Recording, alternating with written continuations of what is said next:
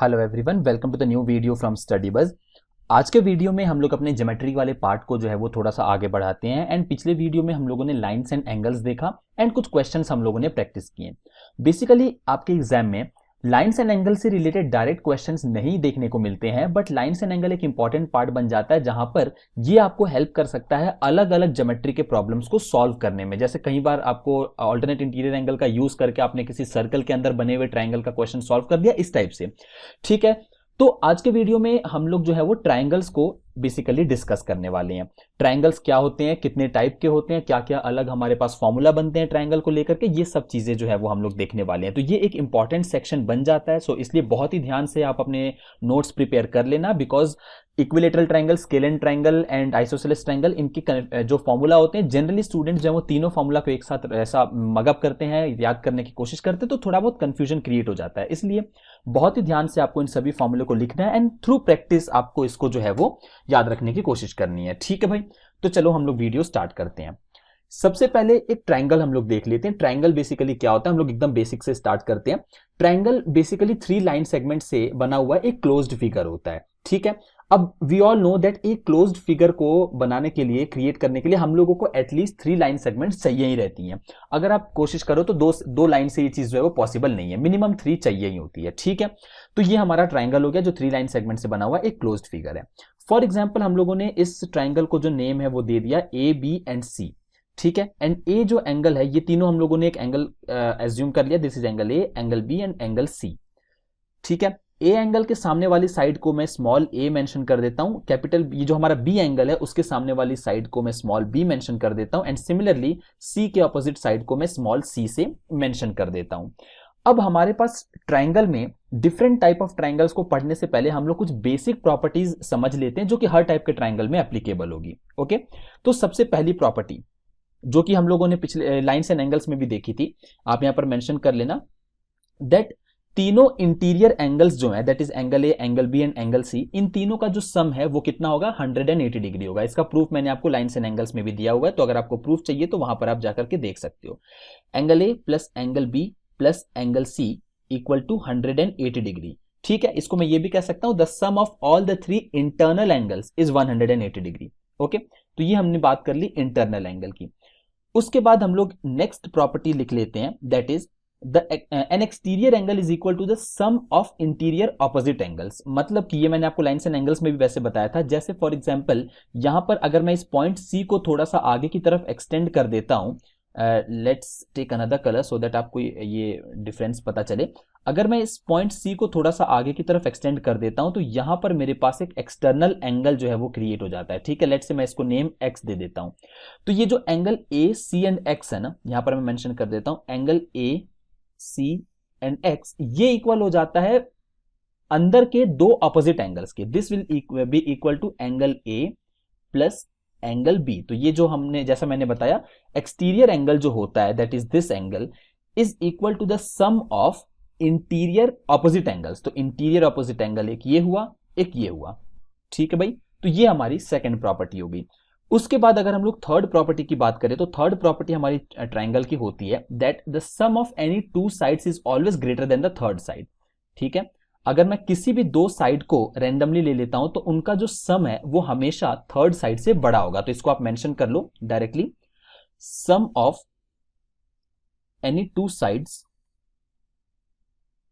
Is always greater than the third side.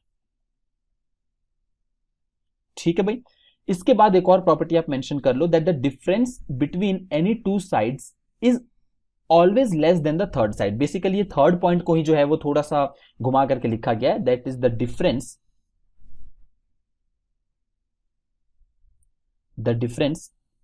Between any 2 sides, between any 2 sides is always less than the third side. ठीक है भाई, उसके बाद कि आप एक प्रॉपर्टी लिख लो, फिफ्थ प्रॉपर्टी, दैट किसी भी ट्राइंगल में जो side opposite to greater angle होगा ना वो ज्यादा बड़ा होगा। ठीक है, मतलब अगर ए बी सी एंगल में फॉर एग्जांपल अगर हमारा बी एंगल जो है वो सबसे बड़ा है, तो हमारे जो ये सबसे बड़े एंगल के ऑपोजिट में जो साइड होगी, that is the B side, उसका लेंथ जो है वो सबसे ज्यादा होगा। तो यहां पर आप ए पार्ट मेंशन कर लो 5th पॉइंट का, that side opposite to greater angle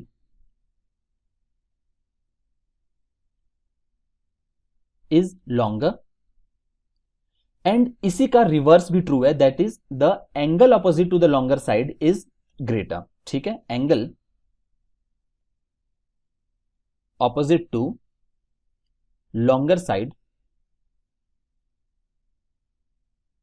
side is greater.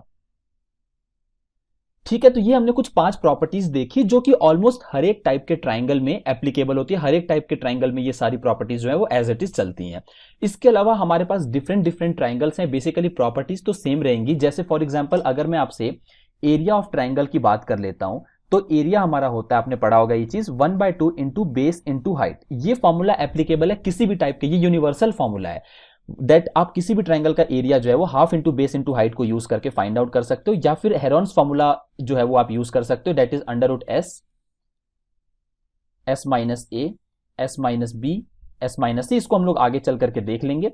ठीक है, जहां पर s जो है वो सेमी पेरीमीटर होता है, that is a plus B plus C by 2 होता है। तो अगर मैं फर्स्ट इस वाले फॉर्मूला की बात करूं तो हर एक ट्राइंगल में ये जो फॉर्मूला है वो एप्लीकेबल है, बट कई बार अगर हमारे पास किसी ट्राइंगल में फॉर एग्जाम्पल हाइट अवेलेबल नहीं है, हाइट गिवन नहीं है, तो हम लोग हाइट को फाइंड आउट करते हैं साइड्स को यूज करके। ठीक है, तो आप अपने टाइम को बचाने के लिए, आप अपने टाइम को सेव करने के लिए अलग अलग ट्राइंगल से रिलेटेड डायरेक्टली फॉर्मूला याद कर लोगे। जैसे इक्विलेटरल ट्राइंगल का हो गया हमारे पास √3/4a², उस टाइप से आप चीजों को याद रख लोगे ना, तो आपके लिए ज्यादा ईजी पड़ेंगी चीजें। तो चलो अब हम लोग कुछ डिफरेंट टाइप ऑफ ट्राइंगल्स देख लेते हैं, जो कि based on angles and based on length किस तरीके से इसको जो है वो डिवाइड किया गया है। इसके बाद अगर हम लोग ट्राइंगल्स के डिफरेंट टाइप्स की बात करें तो देखो, ट्राइंगल्स को हम लोग मल्टीपल पार्ट्स में जो है वो डिवाइड कर सकते हैं। जैसे फॉर एग्जांपल ये मैंने आपसे टाइप्स ऑफ ट्राइंगल्स की बात की, तो ट्राइंगल को आप बेसिकली 2 डिफरेंट टाइप से जो है वो डिवाइड कर सकते हो, based on angle and based on sides. तो अगर सबसे पहले मैं यहां पर एंगल्स की बात करूं एंड यहां पर हम लोग साइड्स को मेंशन कर लेते हैं। अगर मैं आपसे एंगल के अकॉर्डिंग ट्राइंगल को डिवाइड करने की बात करूं तो हमारे पास 3 डिफरेंट टाइप ऑफ ट्राइंगल्स बन जाते हैं, जहां पर हमारे पास आता है acute angle triangle, second is obtuse angle triangle, and third is right angle triangle. ठीक है, एंड साइड्स के अकॉर्डिंगली अगर हम लोग ट्राइंगल को डिवाइड करें तो हमारे पास आता है equilateral triangle, okay, isosceles triangle, and third is scalene triangle. अब आपको पता ही है that generally acute angle triangle क्या होता है, जहां पर जो सारे के सारे एंगल्स हैं वो 90 डिग्री से छोटे हैं, जो हमने लाइंस एंड एंगल्स में पढ़ा था। तो अगर किसी ट्राइंगल के सभी एंगल्स 90 डिग्री से कम है तो that will be an acute angle triangle. Similarly अगर कोई एक भी साइड ऑब्ट्यूज एंगल का किसी ट्राइंगल में कोई एक एंगल 90 डिग्री से बड़ा है तो उसको हम लोग बेसिकली ऑब्ट्यूज एंगल ट्राइंगल बोलते हैं। जैसे for example this kind of triangle is generally an obtuse angle triangle, जहां पर ये साइड जो है वो ऑब्वियसली 90 डिग्री से बड़ी है। एंड राइट एंगल ट्राइंगल आप सभी को पता है, राइट एंगल ट्राइंगल जहां पर हम लोग पाइथागोरस थ्योरम जो है वो अप्लाई करते हैं, तो this one is 90 degree, as simple as that. अब यहां पर कुछ बेसिक सी प्रॉपर्टीज आपको पता होनी चाहिए, दैट ऑब्ट्यूज एंगल ट्राइंगल में जो स्क्वायर ऑफ लार्जेस्ट साइड होती है, square of largest side should be greater than sum of square of other sides। ठीक है, जैसे फॉर एग्जांपल ये हमारा ऑब्ट्यूज एंगल ट्राइंगल है एंड मैंने अज्यूम कर लिया दैट ये जो सी साइड है ना वो सबसे बड़ी साइड है, तो सी का जो स्क्वायर होगा वो हमेशा बड़ा होगा ए स्क्वायर प्लस बी स्क्वायर से। राइट एंगल ट्राइंगल में ये चीज जो है वो इक्वल हो जाती है, means C square is equals to A square plus B square हो जाती है। एंड एक्यूट एंगल ट्राइंगल में ये चीज जो है वो रिवर्स हो जाती है, जैसे C square should be smaller than A square plus B square. ठीक है, तो ये कुछ बेसिक से आपको एंगल से रिलेटेड ट्राइंगल्स का कुछ कॉन्सेप्ट था। इसके बाद हम लोग मतलब थोड़ा सा डिस्कस कर लेते हैं इक्विलेटरल ट्राइंगल से रिलेटेड। तो अब हम लोग सबसे पहले इक्विलेटरल ट्राइंगल की अगर मैं बात करूं तो इक्विलेटरल ट्रायंगल बहुत ही ज्यादा सिंपल है अंडरस्टैंडिंग पर्पस से, बिकॉज यहां पर बहुत सारी चीजें जो है वो एक तरीके से सेम पॉइंट पे लाई कर जाती है। जैसे फॉर एग्जांपल अगर मैं आपसे बात करूं, इन सेंटर, सर्कम सेंटर, ये सब के सब जो है इक्विलेटरल ट्रायंगल में एक ही जगह पर जो है वो लाई कर जाते हैं। ऑर्थो सेंटर, सेंट्रॉइड, इन सेंटर, सर्कम सेंटर, सब चीजें। इसके अलावा इक्विलेटरल ट्रायंगल में जो ऑल्टीट्यूड होता है, मीडियन होता है, एंगल बाइसेक्टर, परपेंडिकुलर बाइसेक्टर, सारे के सारे बेस का अगेन सेम होता है। तो इक्विलेटरल ट्रायंगल में आपको बहुत ज्यादा चीजें जो है वो रिमेंबर रखने की, याद रखने की जरूरत नहीं पड़ेगी, बहुत ज्यादा सिंपल होता है। तो अगर मैं यहां पर एक रफ इक्विलेटरल ट्रायंगल का डायग्राम क्रिएट करता हूं, तो फॉर एग्जांपल ये दोनों हमारे इक्वल साइड्स हैं and this is the base, जो हमारा डिफरेंट साइड है, okay, and this one is A, B and C. अब इक्विलेटरल ट्रायंगल में आपको सबसे पहले ये चीज ध्यान रखनी है दैट इसका जो हाइट होता है इक्विलेटरल ट्रायंगल का, हाइट आप कैसे फाइंड आउट कर सकते हो। यहां से आप अगर सिंपली एक परपेंडिकुलर ड्रॉ करोगे तो यहां पर आप सिंपली पाइथागोरस थ्योरम लगा करके हाइट को कैलकुलेट कर सकते हो। ठीक है, ये आप खुद से कैलकुलेट कर सकते हो। तो कैलकुलेट करने के बाद आपका जो हाइट आएगा वो आएगा √3a/2।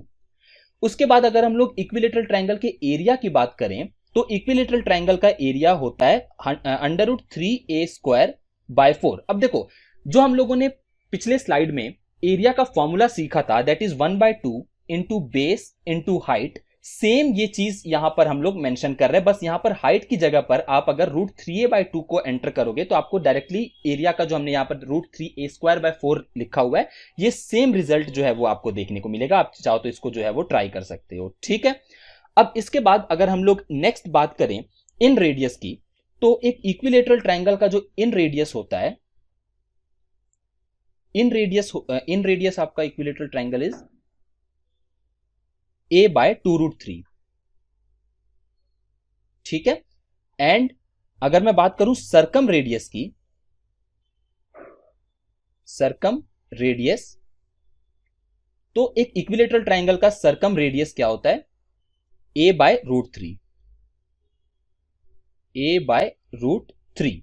ओके, एंड पेरीमीटर तो आपको पता ही है 3a हो जाएगा। ठीक है, ये b नहीं होगा, एक्चुअली ये भी a है because this is an equilateral triangle, तो तीनों साइड्स जो हैं वो इक्वल होंगी। ठीक है, इसके बाद हम लोगों को कुछ चीजें ध्यान रखनी है, जैसे इन रेडियस क्या चीज होती है। एज द नेम सजेस्ट, ऐसा रेडियस जो सर्कल के एक तरीके से अंदर आ रहा हो, ठीक है, अंदर से ड्रॉ कर सके हम लोग। जैसे फॉर एग्जांपल यहां पर इन रेडियस अगर मैं क्रिएट करना चाहूं तो ये हमारा सर्कल है एंड जो ट्रायंगल होगा ना वो कहीं ना कहीं इस सर्कल के बाहर लाई कर रहा होगा। तो इसको हम लोग बेसिकली यहां से अब जो आपका रेडियस क्रिएट होगा उसको हम लोग इन रेडियस बोलते हैं। ठीक है, सिमिलरली अगर मैं सर्कम रेडियस की बात करूं तो सर्कम रेडियस में जो हमारा सर्कल है ना वो कहीं ना कहीं बाहर की तरफ क्रिएट हो रहा होता है। ठीक है, तो ये हमारा एक तरीके से सर्कम रेडियस आ गया, जहां पर ये चीज बेसिकली आपके सर्कम रेडियस का काम करेंगी। ठीक है, तो ये आपका इक्विलेटरल ट्रायंगल हो गया। इसके बाद नेक्स्ट हम लोग समझ लेते हैं आइसोसेलेस ट्रायंगल। तो अगर मैं आपसे आइसोस्केलेस ट्रायंगल की बात करूं तो आइसोसेलेस ट्रायंगल का मतलब हो जाता है जहां पर दो साइड्स जो है वो सेम होती है बट थर्ड साइड जो है वो डिफरेंट होती है। तो अगर मैं एक रफ फिगर क्रिएट करता हूं आइसोसेलेस ट्रायंगल का, तो let's say this is A and this is B. तो सबसे पहली प्रॉपर्टी आपको ये चीज समझनी पड़ेगी that angles opposite to equal sides are equal. इसको आप नोट डाउन कर लो अपने नोट्स में, मतलब ये जो एंगल होगा ये एग्जैक्टली इक्वल होगा इस एंगल के। ठीक है, इसके अलावा हमारा जो एरिया होता है आइसोसेलेस ट्रायंगल का, एरिया आप again 1/2 into base into height में आप जब इस ट्रायंगल का हाइट और बेस को अलग से फाइंड आउट करके पुट डाउन करोगे तो आपका जो एरिया है वो कहीं ना कहीं b/4 √4a² - b² आ जाएगा। ठीक है, तो ये आपके आइसोसेलेस ट्रायंगल का एरिया होता है। इसके अलावा अगर मैं आपसे इन रेडियस एंड सर्कम रेडियस की बात करूं तो जो हम लोगों ने इक्विलेटरल ट्रायंगल में समझा था वो सेम फॉर्मूला यहां पर एप्लीकेबल है, बस वहां पर कुछ डिफरेंट चीजों के इक्वल हो जाने की वजह से वो फॉर्मूला थोड़ा सा सिंपल हो जाता है। जैसे फॉर एग्जांपल इन रेडियस का अगर मैं आपसे यूनिवर्सल फॉर्मूला बताऊं, आप यूनिवर्सल फॉर्मूला की बात करें जो कि किसी भी टाइप के ट्रायंगल में एप्लीकेबल है, चाहे वो ट्रायंगल इक्विलेटरल हो, आइसोसेलेस हो, स्केलेन हो, हर तरीके के ट्रायंगल में ये वाला फॉर्मूला जो है वो एप्लीकेबल होगा। तो इन रेडियस का फॉर्मूला क्या होता है, 2 multiplied by area divided by sum of all sides, sum of all sides. ठीक है, ये आपका यूनिवर्सल फॉर्मूला है इन रेडियस को फाइंड करने का। अब इसी पर्टिकुलर फॉर्मूले में आप हमारे इक्विलेटरल ट्रायंगल में हम लोगों ने जो एरिया को फाइंड आउट किया था वो एरिया यहां पर पुट करोगे तो आपको इजीली वही सेम फॉर्मूला मिल जाएगा जो हमने इक्विलेटरल ट्रायंगल का फाइंड आउट किया था। सिमिलरली अगर मैं आपसे सरकम रेडियस की बात करूं तो सरकम रेडियस का यूनिवर्सल फॉर्मूला आप नोट डाउन कर लो। सरकम रेडियस का यूनिवर्सल फॉर्मूला होता है product of all sides divided by 4 multiplied by area. ठीक है, तो आई होप आपको ये चीज भी जो है वो समझ में आई होगी। एंड नेक्स्ट जो हमारा फाइनल टाइप ऑफ ट्राइंगल बचता है जो कि साइड के अकॉर्डिंग हम लोग डिवाइड करते हैं वो होता है आपका स्केलेन ट्राइंगल। स्केलेन ट्राइंगल आपको पता ही है, इसमें तीनों साइड जो है वो डिफरेंट होते हैं, राइट। ए बी सी, इसमें तीनों साइड जो है वो अगेन डिफरेंट होते हैं। इसमें आपके इन रेडियस का सेम फॉर्मूला वर्क करेगा एंड सर्कम रेडियस का भी सेम यूनिवर्सल फॉर्मूला जो हमने सीखा था वो वर्क करेगा। स्केलेन ट्रायंगल से रिलेटेड कुछ और इंपॉर्टेंट प्रॉपर्टीज हैं जो कि आगे चल करके हम लोग जो है वो डिस्कस कर लेंगे। ठीक है, इसके बाद हम लोग नेक्स्ट कुछ इंपॉर्टेंट कॉन्सेप्ट्स की बात कर लें तो सबसे पहला हमारा इंपॉर्टेंट कॉन्सेप्ट आ जाता है मीडियन। देखो मीडियन क्या होती है? मीडियन का सिंपल सा मीनिंग है that line from a vertex to this side in such a way that ये जो साइड्स है ना वो इक्वल पार्ट्स में डिवाइड हो जाए। ठीक है, अब एक ट्राइंगल में 3 अलग अलग वर्टेक्स होते हैं तो ऑब्वियस सी चीज है दैट ट्राइंगल में कितने मीडियन पॉसिबल है? 3 मीडियंस जो है वो पॉसिबल है। मींस यहां पर अगर पीएम जो है वो मीडियन है वो तो इसका ये मतलब हो गया दैट जो क्यूएम होगा वो एमआर के इक्वल होगा। ठीक है, अब यहां पर बहुत सारे स्टूडेंट्स कंफ्यूजन क्रिएट करते हैं, उनको लगता है दैट ये चीज जो है वो परपेंडिकुलर होती है। ऐसा बिल्कुल भी नहीं है, जानबूझ करके मैंने ऐसा डायग्राम लिया है जहां पर ये चीज परपेंडिकुलर ना दिखे। ओके, अगर मैं इक्विलेटरल ट्रायंगल की बात करूं तो वहां पर तो सब चीजें जैसा मैंने बताया इक्वल ही होती हैं एंड सेम ही होती है। मीडियन की बात कर लें या फिर उसके अलावा बाकी की जो भी प्रॉपर्टीज हैं वो सब के सब कहीं ना कहीं जो है वो इक्विलेटरल ट्रायंगल में सेम हो जाती है। परपेंडिकुलर बाइसेक्टर या फिर एंगल बाइसेक्टर हो गया, सब चीजें जो है वो कहीं ना कहीं सेम टाइम पे लाई कर रही होती है। But this is not the case with other triangles. तो ये आपका मीडियन हो गया। अब जैसे मैंने बताया दैट एक ट्राइंगल के 3 वर्टिसेस हैं तो यहां से भी हम लोग जो है वो मीडियन को ड्रॉ कर सकते हैं, राइट। इधर से भी एंड आर से भी हम लोग मीडियन को बेसिकली ड्रॉ कर सकते हैं। तो जिस पॉइंट पर तीनों मीडियन जो है वो मिल रहे होते हैं उसको हम लोग बेसिकली सेंट्रॉइड बोलते हैं। तो नेक्स्ट फिगर में आपको दिखाता हूं, दिस इज द सेंट्रॉइड। यहां पर vertex A, vertex B and vertex C से एक लाइन बेसिकली ड्रॉ की गई है इन सच अ वे दैट सामने की जो साइड है ना वो इक्वल पार्ट्स में जो है वो डिवाइड हो रही है। तो इन तीनों का मीटिंग पॉइंट जो होगा वो हमारा होता है सेंट्रॉइड एंड इसको हम लोग जनरली जी से रिप्रेजेंट करते हैं। अब सेंट्रॉइड से रिलेटेड कुछ इंपॉर्टेंट प्रॉपर्टीज आप मेंशन कर लो। सबसे पहली तो ये दैट ट्राइंगल कैसा भी हो हमारा जो सेंट्रॉइड होगा वो ऑलवेज इनसाइड लाई करेगा, ऑलवेज इनसाइड लाई करता है। एंड सेकेंड, आपका जो सेंट्रॉइड है ना वो कहीं ना कहीं मीडियन को 2:1 के रेशियो में जो है वो डिवाइड कर देता है। जैसे इस पर्टिकुलर फिगर की अगर मैं बात करूं तो यहां पर AG बाय GF, या फिर आप इसको GF कर लो, is equals to BG by GE। यहां पर आप इसको E एंड इसको D कर लो। ठीक है, BG by GE is equals to CG divided by GD is equals to 2:1। तो आपका जो सेंट्रॉइड होता है वो मीडियन को 2:1 के रेशियो में डिवाइड करता है। बहुत ही ज्यादा इंपॉर्टेंट प्रॉपर्टी है, क्वेश्चंस में बहुत बार एप्लीकेबल होता है ये। इसके बाद नेक्स्ट अगर मैं बात करूं तो नेक्स्ट हमारे पास कॉन्सेप्ट होता है ऑर्थोसेंटर। ऑर्थोसेंटर क्या होता है? Orthocentre is nothing but the meeting of all heights. ठीक है, हाइट्स या फिर आप इसको ऑल्टीट्यूड भी बोल सकते हो। ठीक है, तो जितने भी ट्राइंगल में हाइट्स हैं उन सबको मैं अगर एक पॉइंट पर जिस पॉइंट पे बेसिकली वो मीट कर रहे होते हैं उसको हम लोग ऑर्थोसेंटर बोलते हैं। ये ABC एंड जब भी आप किसी भी ट्राइंगल का हाइट फाइंड आउट करते हो तो आपको पता ही है दैट हाइट के लिए आपको ऑपोजिट साइड में जो है वो एक परपेंडिकुलर ड्रॉ करना पड़ता है ऑपोजिट वर्टेक्स से। तो इस तरीके से तीनों के तीनों जो हाइट जहां पर मीट करेंगे दैट इज द ऑर्थोसेंटर। अब यहां पर आपको कुछ इंपॉर्टेंट प्रॉपर्टीज ऑर्थोसेंटर से रिलेटेड मेंशन करनी पड़ेगी। सबसे पहली तो ये दैट अगर हमारा ट्राइंगल एक्यूट होता है, एक्यूट एंगल ट्राइंगल होता है, तो आपका जो ऑर्थोसेंटर है ना वो ट्राइंगल के अंदर फॉर्म होता है। बट अगर हमारा ट्राइंगल जो है वो ऑब्ट्यूज हो रहा होता है तो हमारा जो ऑर्थोसेंटर है वो outside of the triangle form हो रहा होता है। एंड अगर हमारा ट्राइंगल राइट एंगल्ड है, अगर हमारा ट्राइंगल राइट एंगल है तो हमारा जो ऑर्थो सेंटर है वो हमारे राइट एंगल वर्टेक्स पे फॉर्म हो रहा होता है। मतलब जैसे for example this is the right angle triangle, तो हमारा ऑर्थो सेंटर किधर फॉर्म हो रहा होगा, इस बिल्कुल जो राइट एंगल वर्टेक्स है वहां पर हमारा ऑर्थो सेंटर फॉर्म हो रहा होगा। ठीक है, आई होप आपको ये वाला कॉन्सेप्ट भी जो है वो समझ में आया होगा। इसके बाद अगर मैं आपसे नेक्स्ट बात करूं तो हमारे पास आता है सरकम सेंटर। सरकम सेंटर क्या होता है? Circumcentre is the mid point of perpendicular bisector. देखो circumcentre and orthocentre में स्टूडेंट्स जनरली कंफ्यूज कर देते हैं। यहां पर इस ऑर्थो सेंटर की अगर मैं बात करूं ना तो just let's say this is D, तो यहां पर जो BD है वो इक्वल नहीं होता है DA के। BD is not equal to DA, but हमारा जो सरकम सेंटर होता है उसमें AD जो है वो DC के इक्वल होता है। मतलब आप जो भी साइड्स हैं उनके परपेंडिकुलर बाइसेक्टर्स को ड्रॉ कर रहे हो, सो दैट वो जो साइड है वहां पर 90 डिग्री भी फॉर्म कर रहे हैं एंड इक्वल पार्ट्स में भी डिवाइड कर रहे हैं। तो जहां पर जाके जिस पॉइंट पे वो लोग मीट करते हैं उसको हम लोग बेसिकली सरकम सेंटर कहते हैं, means mid point of all the perpendicular bisectors. इससे रिलेटेड भी कुछ इंपॉर्टेंट प्रॉपर्टीज आप मेंशन कर लो। अगर हमारा ट्रायंगल अक्यूट एंगल ट्रायंगल है तो हमारा जो सरकम सेंटर है वो हमेशा इनसाइड बनता है। अगर हमारा ट्रायंगल ऑब्ट्यूज है तो हमारा जो सरकम सेंटर है वो आउटसाइड बनता है। एंड अगर हमारा ट्रायंगल राइट एंगल ट्रायंगल है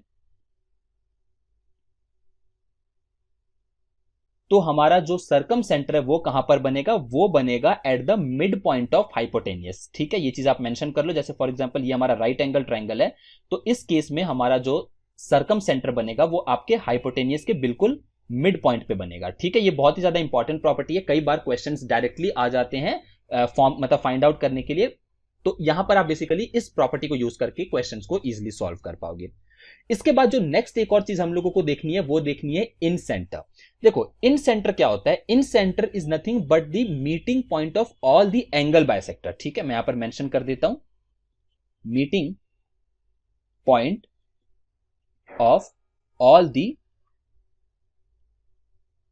एंगल बाइसेक्टर।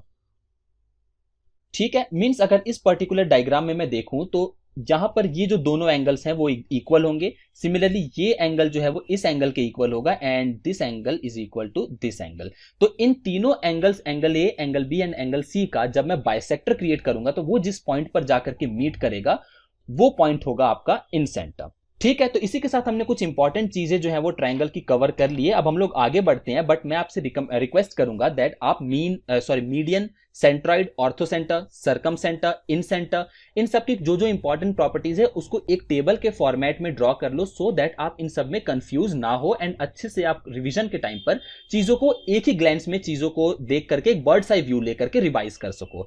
अगर आप इनको अलग अलग मेंशन करते हो तो कहीं ना कहीं स्टूडेंट जो है वो ज्यादातर करके कंफ्यूज हो जाते हैं दैट किसमें हमारा परपेंडिकुलर बाइसेक्टर किस तरीके से रहता है, या फिर कहां पर हमारा साइड्स इक्वल होता है, कहां पर 90 डिग्री फॉर्म होता है। बहुत ही ज्यादा कंफ्यूजन क्रिएट हो सकता है, दैट्स व्हाई आप इसको एक ही जगह पर टेबल फॉर्मेट में जो है वो ड्रॉ कर लो। ठीक है, चलो अब हम लोग आगे बढ़ते हैं।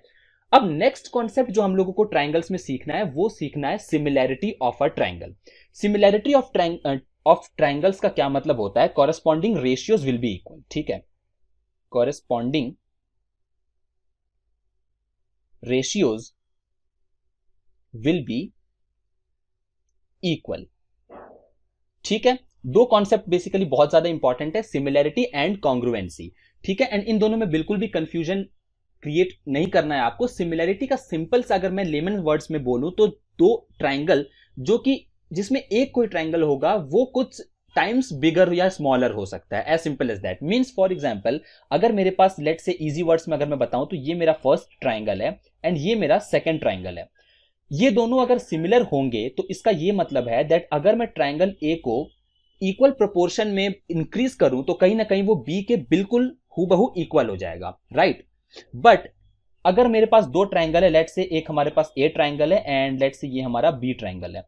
ठीक है, अब ये दोनों ट्रायंगल दिखने में सिमिलर नहीं है, बिकॉज अगर मैं ए एंड बी ट्रायंगल को कितना भी स्केल अप स्केल डाउन कर लूं ये दोनों ट्रायंगल एक दूसरे को कभी भी हाइड नहीं कर पाएंगे, राइट। तो यही सिमिलैरिटी का कॉन्सेप्ट होता है, ये दोनों ट्रायंगल सिमिलर है मींस ये दोनों ट्रायंगल जो है ना वो एक दूसरे से कुछ इक्वल प्रोपोर्शन में बड़े या छोटे होंगे।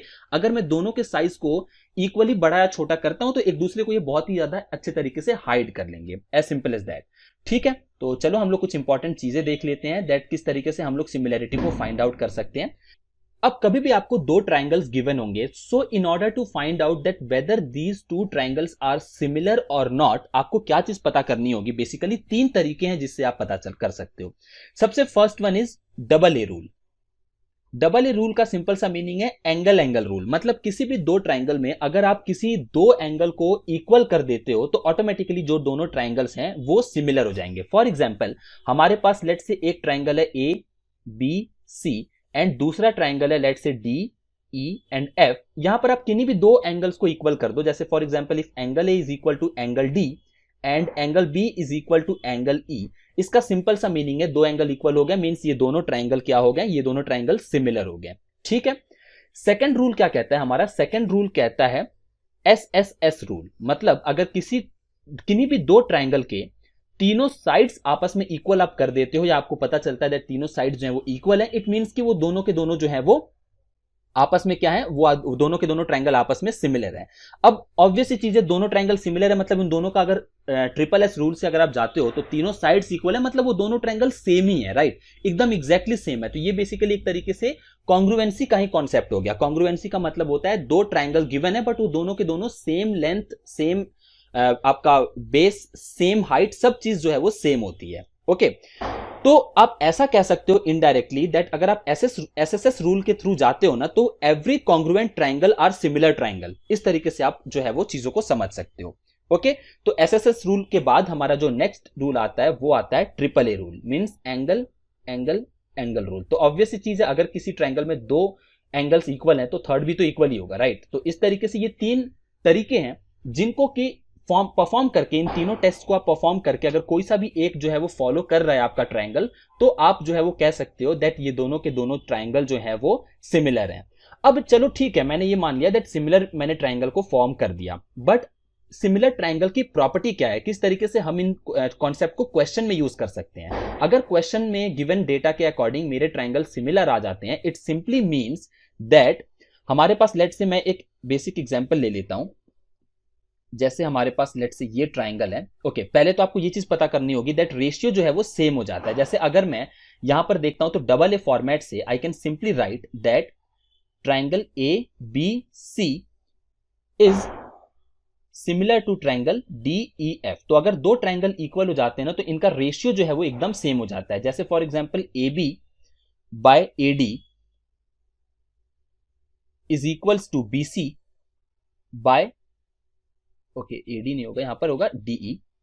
ए B by D E is equal to B C by E F is equals to A C by D F is equal to H one by H two, इनके हाइट का भी ratio equal to M one by M two equal to R one bye are two. Basically सब चीजें जो triangle में होती है ना वो एक सेम प्रपोर्शन में ड्राइव होती चली जाएंगी अगर ये दोनों ट्राइंगल सिमिलर हैं। बिकॉज मैंने आपको सिमिलर का क्या कॉन्सेप्ट बताया था, पहले ट्राइंगल को आप बेसिकली कुछ इक्वल प्रपोर्शन में इंक्रीज या तो डिक्रीज कर दोगे तो वो एक सिमिलर ट्राइंगल ही रहता है। तो ऑब्वियसली सारे के सारे रेशियो जो है वो सेम रहने वाले हैं। ठीक है, तो अब जब आपने ये पूरा का पूरा मतलब ये कॉन्सेप्ट लगा दिया तो इसको हम लोग क्वेश्चंस में कैसे यूज कर सकते हैं? जैसे फॉर एग्जांपल मेरे पास एक ट्राइंगल गिवन है कुछ इस तरीके का। ठीक है, ये मेरे पास दो ट्राइंगल्स गिवन है। First triangle is let say A D and E, second triangle is A B and C. अब यहां पर आप इस ट्राइंगल में क्वेश्चन में ये गिवन आपको दिया जा सकता है that angle D is equals to angle B. ऐसा मैं अज्यूम करके चल रहा हूं, angle D equal to angle B, ये जो फर्स्ट पार्ट है ये आपको क्वेश्चन में गिवन है। तो ऑब्वियसली आप एंगल अगर ए देखते हो तो एंगल ए तो इक्वल टू एंगल ए होगा, क्यों? क्योंकि ये तो कॉमन एंगल है। तो डबल ए रूल से ट्राइंगल ए डी ई जो है वो सिमिलर हो जाएगा ट्राइंगल ए बी और सी के। अब ये दोनों ट्राइंगल्स जो है वो सिमिलर हो गए, तो जैसा मैंने आपको कॉन्सेप्ट में बताया था ये सारे के सारे जो रेशियो है ना वो कहीं ना कहीं इक्वल हो जाएंगे। तो इस केस में हमारे पास क्या क्या चीजें इक्वल हो जाएंगी? A B by A D is equals to B C by D E is equal to A C by A E. Means अगर यहां पर मुझे किसी भी साइड की लेंथ दी गई होती ना तो मैं दूसरा लेंथ जो है वो इजिली फाइंड आउट कर सकता था। जैसे for example this is 6, this is 9, this is 9, अब ये मुझे फाइंड आउट करना है, तो ऑब्वियसली मैं यहां पर किसी में भी एक में पुट करके ये चीजें जो है वो फाइंड आउट कर सकता हूं। तो इस तरीके से आपके क्वेश्चंस फॉर्म किए जा सकते हैं सिमिलैरिटी कॉन्सेप्ट को यूज करके। अब सिमिलैरिटी कॉन्सेप्ट के दो बहुत ही ज्यादा इंपॉर्टेंट एप्लीकेशंस है, या फिर मैं कह सकता हूं इंप्लीमेंटेशन है, जो कि आपने बचपन में पढ़े ही होंगे, that is mid point theorem and आपका एक बेसिक प्रोपोर्शनैलिटी थ्योरम होता है। तो हम लोग उनको भी डिस्कस कर लेते हैं, काफी ज्यादा इंपॉर्टेंट आता है। अब देखो बेसिक प्रोपोर्शनैलिटी थ्योरम क्या होता है। बेसिक प्रोपोर्शनैलिटी थ्योरम की अगर मैं बात करूं तो this theorem generally states that आपके पास अगर लेट से कोई ट्रायंगल है,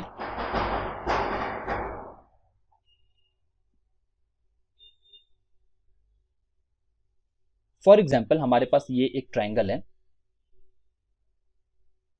ठीक है, and P Q are is the triangle, and यहां पर मैं एक लाइन ड्रॉ करता हूं, ठीक है, and this line is let say X and Y.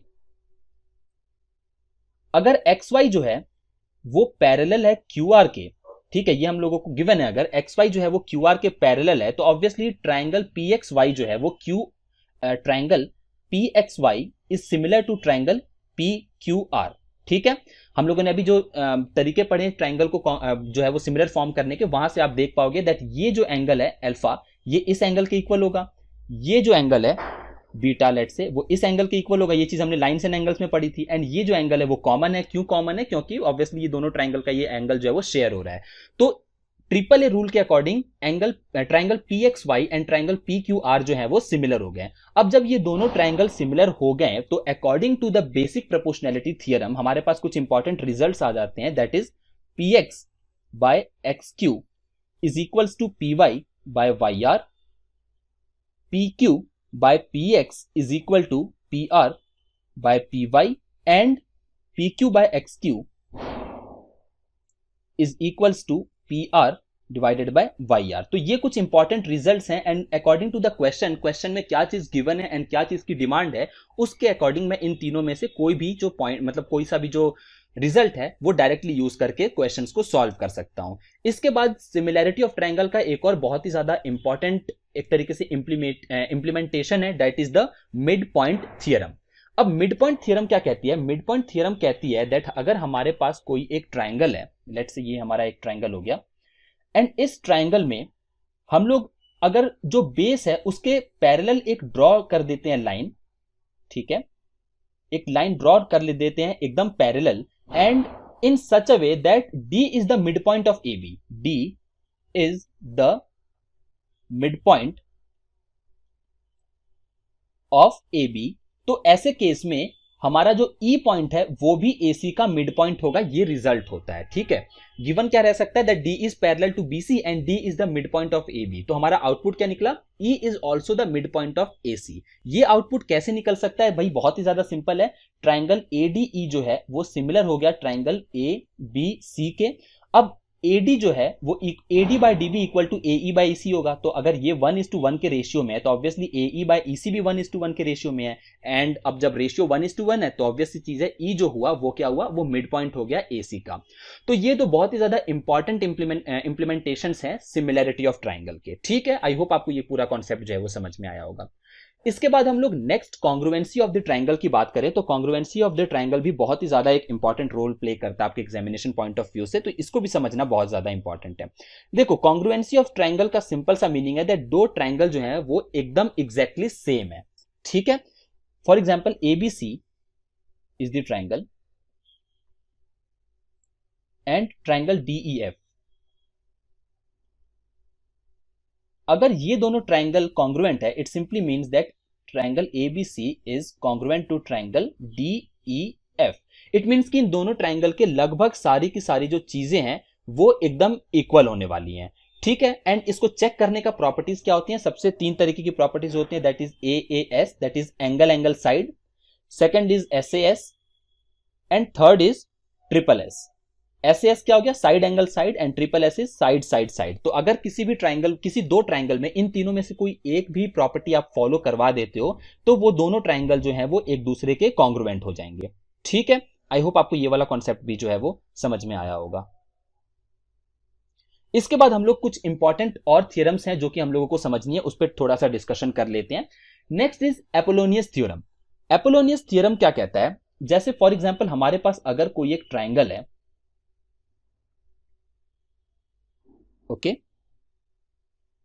A B C, and AD जो है वो लेट से मीडियन है, एडी जो है वो मीडियन है। मीडियन का क्या मतलब होता है, दैट जो हमारे साइड है वो 2 इक्वल पार्ट्स में डिवाइड हो रही होगी।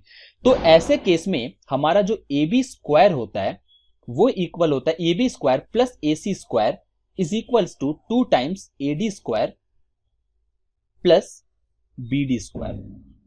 तो ये हमारा एपोलोनियस थ्योरम का एक तरीके से रिजल्ट है। तो ये आप एकदम याद रखना, बिकॉज डायरेक्टली क्वेश्चन इस फॉर्मेट में पूछे जाते हैं जहां पर आपको केवल और केवल जो है वो वैल्यू पुट करनी होती है एंड आपका आंसर जो है वो आ जाता है।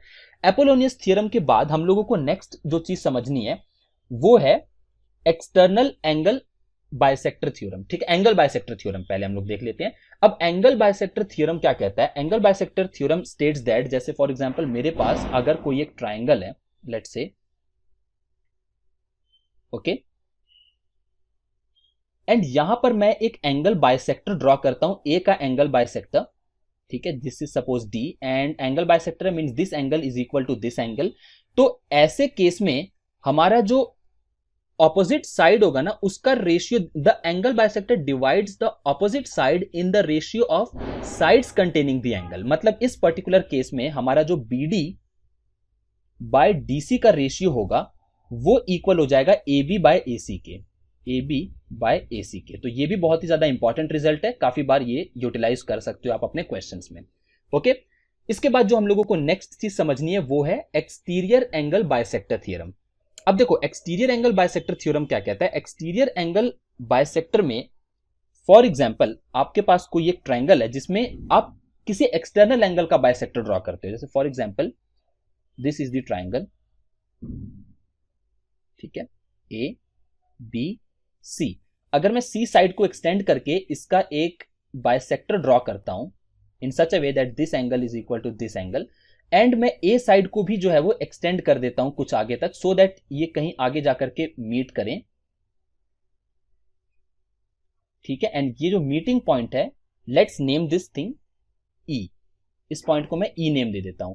तो एक्सटीरियर एंगल बाइसेक्टर थ्योरम के अकॉर्डिंग जो बीई का रेशियो होने वाला है, BE divided by AE, BE और एई का जो रेशियो होगा वो इक्वल होगा बीसी एंड एसी के। तो ये आपका basically exterior angle bisector theorem जो है वो हम लोगों ने बेसिकली ये आउटपुट आपका एक्सटीरियर एंगल बाइसेक्टर थ्योरम ला करके देता है। ठीक है, तो ये हम लोगों के ट्राइंगल से रिलेटेड कुछ इंपॉर्टेंट प्रॉपर्टीज थी जो कि आपको समझनी जरूरी है।